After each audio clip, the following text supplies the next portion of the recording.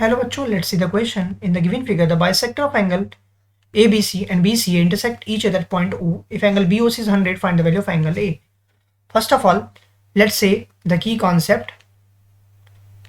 The key concept is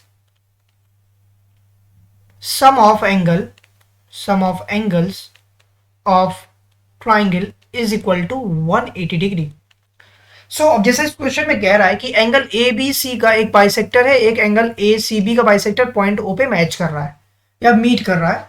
तो अगर मैं लेट कर लेता हूं, let angle O B C is equal to x, मतलब मैं इतने को एक्स मान रहा हूं और मैं इतने को वाई मान रहा हूं, दैट इज एंड एंगल ओ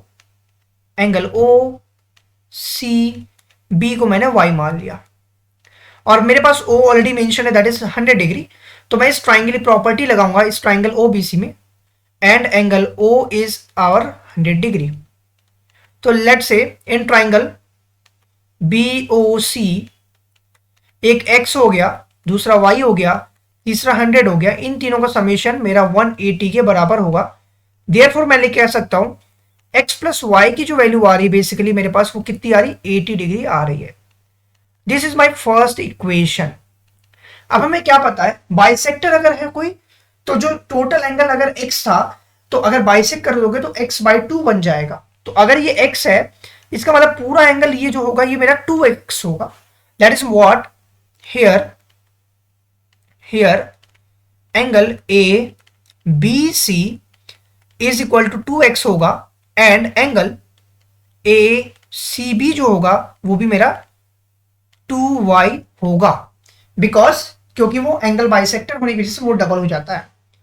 तो now let's say in triangle ABC, बड़ा ट्राइंगल लेता हूं, तो मेरे पास एंगल A प्लस ये 2x प्लस 2y, इन तीनों का समेशन 180 के बराबर होगा.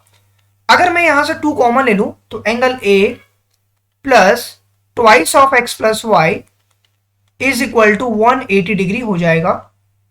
नाउ फ्रॉम फर्स्ट से अगर मैं देखूं तो x प्लस वाई की जगह मैं 80 लिख सकता हूं. तो यहां पे मैं 80 लिखूंगा इस पॉइंट पर.